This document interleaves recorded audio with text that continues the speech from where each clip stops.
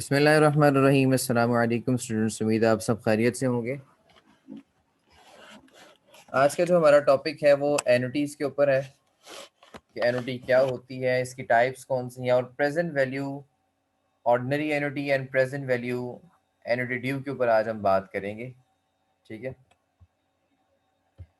तो एक दफ़ा रिवाइज कर लेते हैं कॉन्सेप्ट अपना एनुटी के हवाले से कि एनुटी बेसिकली होती क्या है। Annuity basically series of equal payments हैं। ये रिसीट्स भी हो सकती हैं occurring over a specified number of equi distant period. अगर आप जो है इक्वल अमाउंट्स जो है ख़ास पीरियड के बाद अदा कर रहे हैं, ये रिसीव कर रहे हैं, ठीक है, एक ख़ास अरसे के लिए, ठीक है, तो इसको हम इस कॉन्सेप्ट को हम एनुटी कहते हैं। जैसे कि हमने लास्ट वीडियोस में इसको डिटेल से डिस्कस भी किया है। इसमें दो तरह की एनुटीज़ होती हैं, ऑर्डिनरी एनुटी और एनुटी ड्यू। अगर तो आप हर पीरियड के एंड पे अमाउंट अदा कर रहे हैं,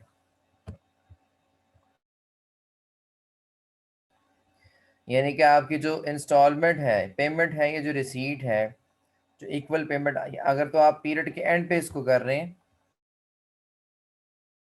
तो इस कॉन्सेप्ट को हम ऑर्डिनरी एनुटी कहेंगे। ठीक है, और अगर आप पेमेंट या रिसीट जो है पीरियड के बिगिनिंग पे कर रहे हैं, ठीक है, तो इस कॉन्सेप्ट को हम एनुटी ड्यू कहेंगे।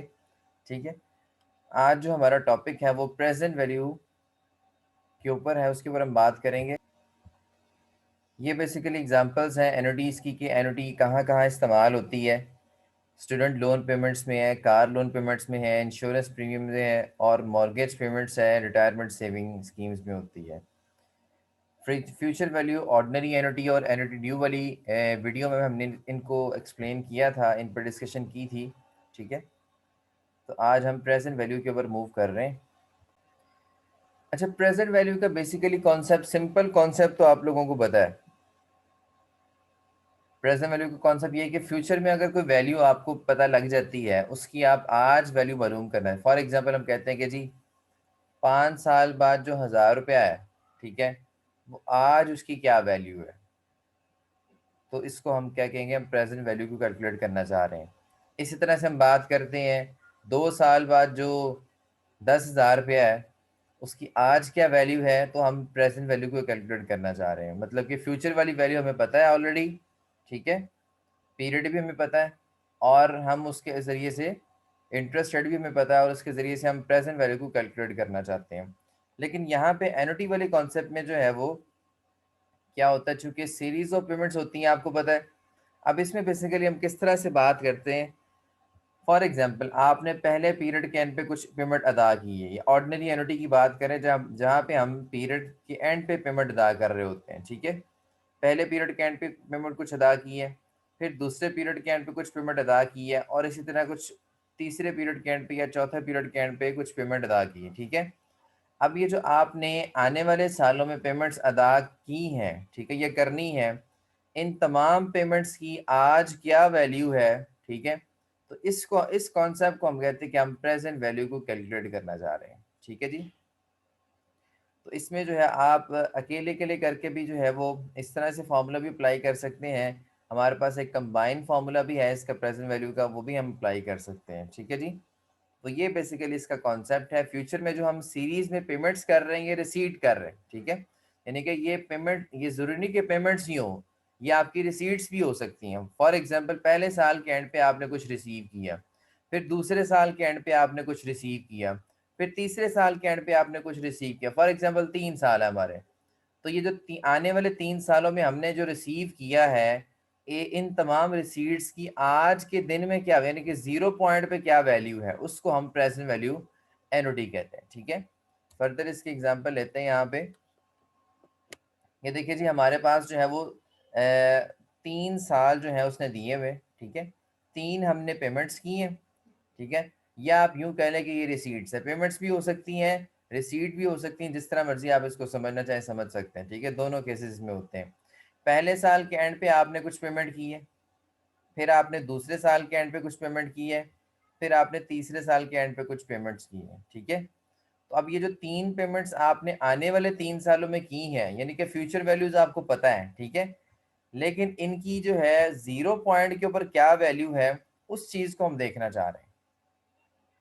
बाज़ का ऐसा होता है ना कि आप बैंक से लोन ले लेते हैं, ठीक है, तो अब लोन की जो वापसी है फॉर एग्जांपल वो 3 सालों में हो रही है, लोन की वापसी आपकी 3 सालों में हो रही है, ठीक है।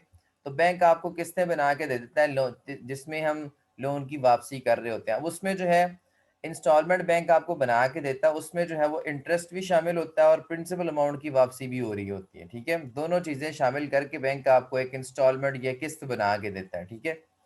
तो फॉर एग्जांपल बैंक से आपने कुछ उधार लिया है, बोरोइंग की है 0 पॉइंट पे, ठीक है। तो उसके बदले में आपको जो है फ्यूचर में या बोरोइंग आपने करनी है, ठीक है। तो फ्यूचर में बैंक आपको जो है वो इस तरह से आपको स्कीम बना के दे रहा है कि फ्यूचर में आपने इसकी वापसी के लिए हमें हज़ार रुपया अदा करना है 3 किस्तों में, ठीक है।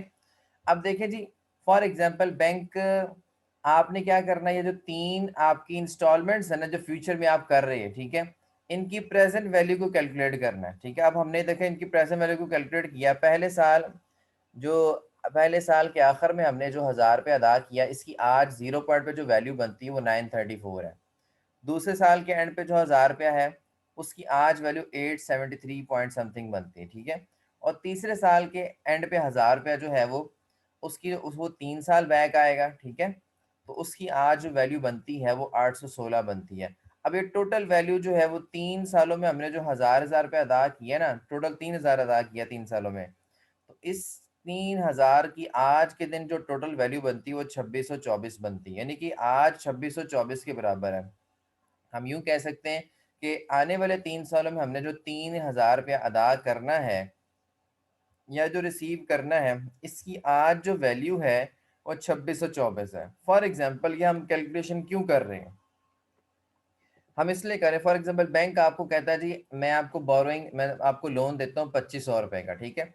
बैंक आपको 0 पॉइंट पे 2500 रुपए का लोन दे रहा है और आपको कहता है जी आपने वापसी इसकी जो है वो 3000 करनी 3 सालों में, ठीक है। अब बज़ाहिर तो आपको लगता है कि ये 500 का ही फर्क है, ठीक है। बैंक आपको लोन दे रहा है 2500 रुपए का, ठीक है, आज के दिन पे, और आपसे वापसी 3000 ले रहा है, इस तरह से 3 किस्तों में। तो बज़ाहिर आपको यूँ लग रहा है कि यार ये तो 2500 का फ़र्क है, कोई मतलब इतनी ख़ास बात नहीं है, बैंक के साथ डील कर लेते हैं। लेकिन इस पॉइंट पे आप रॉन्ग है, ठीक है। आपको सबसे पहले क्या करना है कि जो बैंक ने आपसे फ्यूचर में लेना है उसकी आज प्रेज़ेंट वैल्यू को कैलकुलेट करें और फिर ये देखें कि आया कि जितनी आज इन 3000 की जो पेमेंट्स आपने फ्यूचर में करनी है, ठीक है, 1000 करके, इनकी जो प्रेज़ेंट वैल्यू बनती है आज, ठीक है, 2624, क्या इतनी पेमेंट बैंक आपको आज दे रहा है कि नहीं दे रहा? अगर बैंक आपको 2624 आज के दिन बोरोइंग दे रहा है, उधार दे रहा है, ठीक है, तो फिर तो ये डील ठीक है। अदरवाइज अगर बैंक आपको इस 2624 से कुछ कम पैसे दे रहा है, इसका मतलब आप लॉस में है, ठीक है। बैंक आपको कम पैसे दे रहा है। अब यहाँ पे जैसे हमने एग्जांपल ली कि बैंक आपको 2500 रुपया जो है वो उधार दे रहा है, ठीक है, और बदले में आपसे अगले 3 सालों में हजार रुपया करके 3000 ले रहा है, ठीक है। अब ये डील जो है वो फेयर नहीं है, क्योंकि हमने देखा कि आने वाले 3 सालों में जो हम हजार करके अदा कर रहे हैं, उन 3000 की जो आज वैल्यू बनती है वो 2624 बनती है, ठीक है। और बैंक हमें जो है वो 2500 दे रहा है। आ रही बात समझ? तो इस तरह से हम देखेंगे, हमने आए कि हमारे लिए ये जो डील है वो मुनासिब भी है करने के लिए या नहीं करनी। अक्सर होगा जब हम किसी प्रोजेक्ट में इन्वेस्टमेंट करते हैं, ठीक है, तो प्रोजेक्ट में आने वाले फ्यूचर कैश फ्लोज के बारे में सोचते हैं, यार अगर हम इस ये तो मैंने पेमेंट की बात कर दी ना, बोरोइंग, इसको हम रिसीट के वाले से भी देख सकते हैं। अक्सर होगा हम सोचते हैं यार हमने किसी प्रोजेक्ट में इन्वेस्टमेंट करनी है, ठीक है, तो आने वाले 3 सालों में कुछ कैश फ्लोज आपको बता दिए जाते हैं कि पहले साल आपको इतने पैसे आएंगे, दूसरे साल इतने पैसे आएंगे, तीसरे साल भी आपको इतने पैसे आएंगे, ठीक है। 3 सालों में आपको हजार रुपया करके आएगा, ठीक है। अगर तो प्रोजेक्ट में आपकी इन्वेस्टमेंट जो है वो मतलब 2624 है, फिर तो ठीक है, ठीक है। तो अगर प्रोजेक्ट में आप जो है वो ज़्यादा इन्वेस्टमेंट कर रहे हैं, ठीक है, मतलब 2700 कर रहे हैं या 2800 कर रहे हैं, तो फिर आपके लिए डील फेयर नहीं है, क्योंकि आपको जो पैसे मिल रहे हैं फ्यूचर में वो 2624 के हिसाब से मिल रहे हैं, ठीक है। तो लिहाजा अगर आप 2624 रुपया प्रोजेक्ट में इन्वेस्टमेंट करते हैं और फ्यूचर में आपको हजार करके 3000 रुपया रिसीव होता है, तो ये तो ठीक है। लेकिन अगर आप 2624 से ज़्यादा पैसे प्रोजेक्ट में इन्वेस्ट करते हैं तो फिर ये आपके लिए फिजिबल नहीं है, फिर आप लॉस में जाएंगे, ठीक है, क्योंकि फिर आपकी प्रेजेंट वैल्यूज इक्वल नहीं हो रही। तो लिहाजा हम ये प्रेजेंट वैल्यू का कॉन्सेप्ट जब हमने कहीं इन्वेस्टमेंट करनी होती है, ठीक है, या हमने कहीं से अगर लोन लेना होता है, तो वहाँ पे इस कॉन्सेप्ट को हम अप्लाई करते हैं। ये चीज़ जानने के लिए कि आया हमें सिर्फ ये बता दिया जाता है कि प्रोजेक्ट जो है ना उसमें फ्यूचर में इतने कैश फ्लोज आपको मिलेंगे, ठीक है। और आज फॉर एग्जांपल अगर कोई बंदा आके हमें कहता है कि तीन हमें जो है 2800 रुपया दे दो, आने वाले 3 सालों में हम आपको 3000 रुपया देंगे, ठीक है।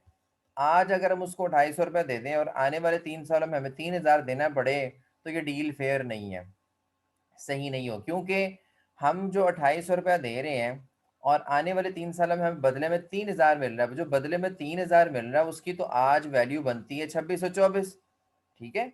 तो जो आज वैल्यू बनती है वो हमें प्रोजेक्ट में इन्वेस्ट करनी चाहिए थी, ना कि हम उससे ज़्यादा करें। अगर हम उससे ज़्यादा करेंगे तो हमारे लिए नुकसानदेह। हाँ, अगर हमें इससे कम करनी पड़े, हमें 2500 के बदले 3000 मिल जाए, तो ये हमारे लिए बड़ी फिजिबल बात होगी, हमें हम प्रॉफिट में जाएंगे, ठीक है। तो दोनों सिनेरियोज आपने जो है वो यहाँ पे देख लेने, ठीक है। तो प्रेजेंट वैल्यू को आपने कैलकुलेट करना है जब भी आपके पास फ्यूचर में अगर आपने पेमेंट्स करनी है या फ्यूचर में आपको रिसीविंग हो रही है, ठीक है। तो आपने देखना है उन रिसीविंग की, उन पेमेंट्स की आज क्या वैल्यू है, ठीक है। अगर आप बोरो करना चाहते हैं तो आपको एक थ्रेशोल्ड वैल्यू मिल जाएगी कि आपको बोरो करते हुए कितने पे करने चाहिए इन 3000 केवल्स, ठीक है। या अगर आप इन्वेस्टमेंट करना चाहते हैं तो आपको पता लग जाएगा फ्यूचर में हमें 3000 मिल रहा है 3 किस्तों में, तो लिहाजा आज आपको इन 3000 के बदले में कितना इन्वेस्ट करना चाहिए, ठीक है। आपको एक थ्रेशोल्ड वैल्यू मिल जाती है, ठीक है। तो ये इसलिए हम जो इसको अपने जब प्रोजेक्ट्स में इन्वेस्टमेंट करनी होती है तो वहाँ पे हम इसका जो है इस्तेमाल करते हैं, हमें पता लग जाता है कि हम लॉस में जा रहे हैं या प्रॉफिट में जा रहे हैं, ठीक है। तो वक्त के साथ साथ पैसे की वैल्यू में जो कि कमी आती है और पैसे की वैल्यू चेंज होती है, तो इसलिए हम जो है ये प्रेजेंट वैल्यू वाला कॉन्सेप्ट, एनुटी वाला कॉन्सेप्ट इस्तेमाल करते हैं। अच्छा, नेक्स्ट हमारा इसमें जो कॉन्सेप्ट है वो एनुटी ड्यू के हवाले से है, ठीक है। लेकिन उससे पहले हम जो है प्रेजेंट वैल्यू एनुटी की कैलकुलेशन को यहाँ समझते हैं। सिंपल उसने फार्मूला अप्लाई किया है, जो प्रेजेंट वैल्यू का था वो 3 दफ़ा उसने अप्लाई किया यहाँ पे, ठीक है। क्योंकि 3 पेमेंट्स थी आपके पास, 1000 जो है उस पर 1 ईयर अप्लाई हुआ है, एंड 1 था आपके पास जो दूसरे साल के एंड पे आपने 1000 दिया, वहाँ पे जो है वो फार्मूले में 2 पीरियड्स हैं, तो 2 साल हैं तो 2 लिखा उसने।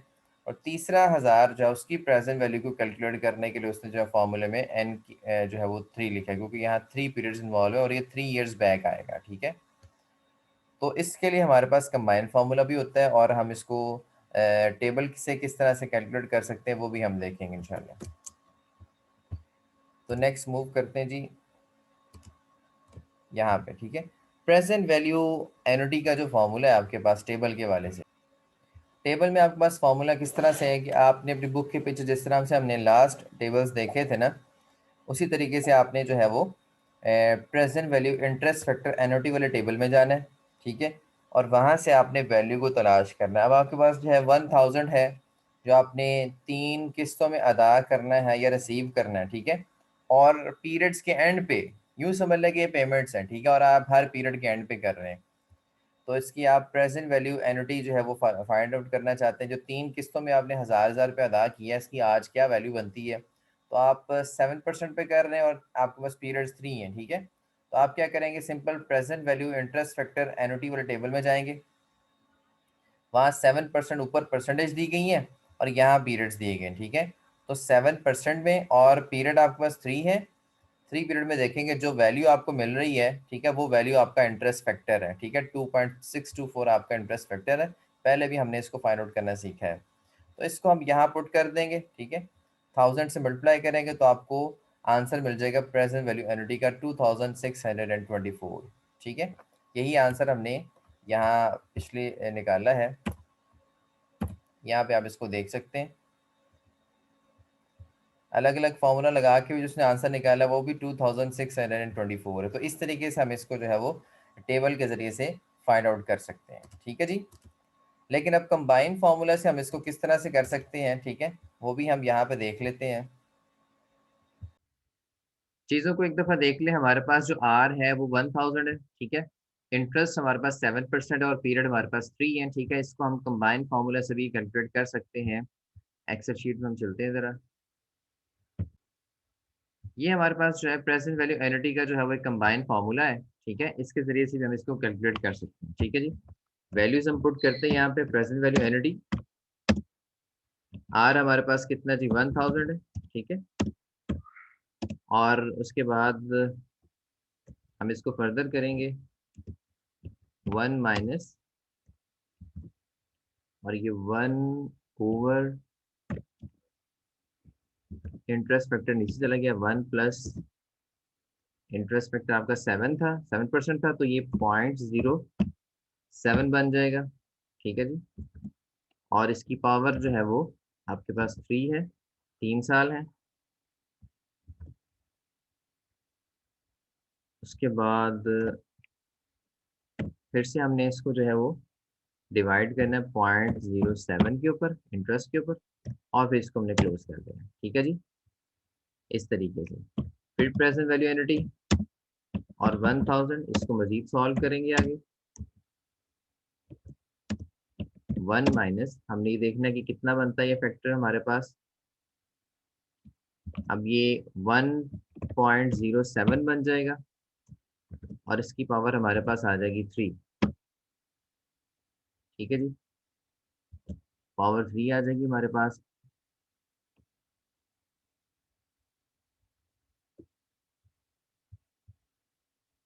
और इसके बाद हम क्या करेंगे,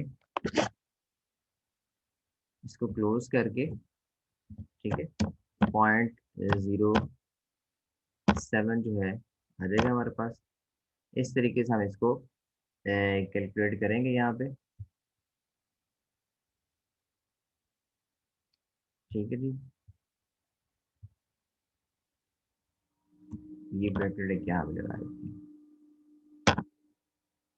प्रेजेंट वैल्यू एनुटी 1000। के बाद इसी तरीके से अब आपने यहाँ पे फैक्टर को कैलकुलेट करना है। ठीक है जी,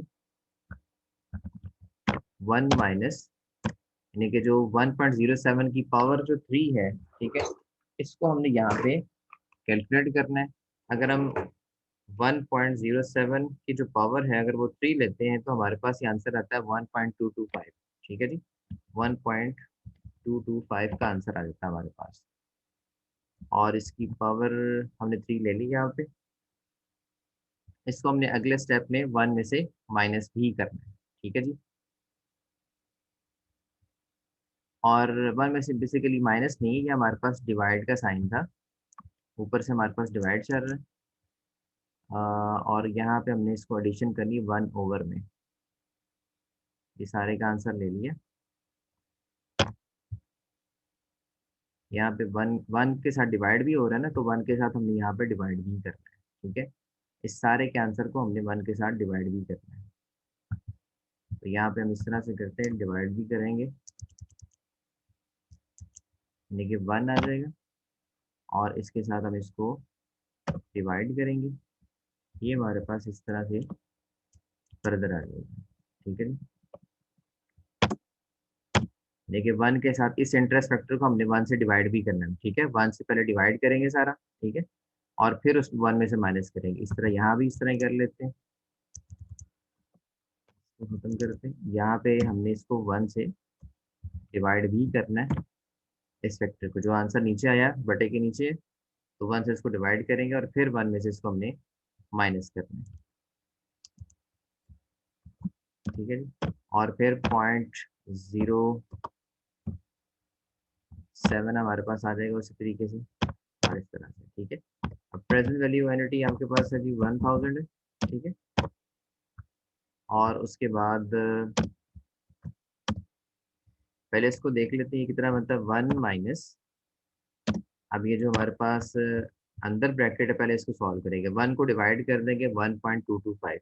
ठीक है जी, अगर हम 1 को डिवाइड करते हैं 1.225 पे, तो ये आपके पास बन जाता है 0.816। ठीक है जी, ये बन जाता है 0.816 बन जाता है। ठीक है, ब्रैकेट क्लोज कर देंगे, फिर डिवाइड कर देंगे 0.07 पे। ठीक है जी, उसके बाद प्रेजेंट वैल्यू एनिटी आपके पास आ रही है फिर 1000 है, और 1 माइनस, इसमें से 1 में से माइनस कर देना, इसको 1 माइनस हम कर देंगे 0.816 को। ठीक है जी, तो ये 0.184 आ जाता है, 0.184। ठीक है जी, और इसको भी ब्रैकेट यहाँ पे ब्रैकेट क्लोज कर देते हैं। डिवाइड करना हमने इसको नेक्स्ट स्टेप में 0.07 पे, ठीक है जी। और ये ब्रैकेट हमारे पास क्लोज हो गई है। प्रेजेंट वैल्यू एनुटी एनुटी आपके पास आ गई है 1000, ठीक है। अब इस स्टेप में हमने जो है वो इसको इस पे डिवाइड करना है। 0.184 को अगर हम डिवाइड कर देते हैं 0.07 पे, ठीक है, तो ये हमारे पास 2.628 बन जाता है। 2.628 बन जाता है, ठीक है। 2.628, इसको हमने 1000 से अगर मल्टीप्लाई कर दें तो हमारे पास आंसर कितना बन जाता है, ठीक है, 2628 आंसर बन जाता है। 2628 पॉइंट समथिंग आ रहा है, ठीक है, 0.57, तो क्योंकि हमने पॉइंट्स के बाद लिखा है राउंड ऑफ करते हुए, ये थोड़ा सा फर्क आ सकता है, ठीक है। इस तरीके से हम फॉर्मूला के जरिए से इसको हम प्रेजेंट वैल्यू को ऑर्डिनरी को हम जो है यहाँ पे कैलकुलेट करेंगे। अच्छा, अब यहाँ पे आप देख सकते हैं इसको, ठीक है। ये जैसे कि हमारे पास यहाँ पे हमने कैलकुलेट किया था प्रेजेंट वैल्यू एनुटी का, ये 2624 था। तो वो पॉइंट्स के बाद जो फर्क है उसकी वजह से 2-4 रुपए का फर्क, $2-4 का फर्क पड़ा है, ठीक है। तो अगर हम पॉइंट्स को क्योंकि ये टेबल से कैलकुलेट किया तो थोड़ा बहुत फर्क आ सकता है आपका 2-3 रुपीस का, ठीक है, वो पॉइंट्स के बाद जो हमने जो डिजिट्स लिए हैं उसकी वजह से, ठीक है। तो इस तरीके से हम फॉर्मूला से कैलकुलेट करेंगे। नेक्स्ट हमारे पास इसमें जो है वो ऑर्डिनरी एन्युटी के बाद एन्युटी ड्यू है। उसमें जस्ट क्या है कि हम पीरियड के स्टार्ट पे इन्वेस्टमेंट करेंगे, ठीक है, या पेमेंट्स करेंगे, और कोई फर्क नहीं है, ठीक है। फॉर्मूले में जस्ट चेंज क्या आ जाएगी, 1+i आ जाएगा, ठीक है। टेबल में भी 1+i की, और जो कंबाइन फार्मूला उसमें भी हमने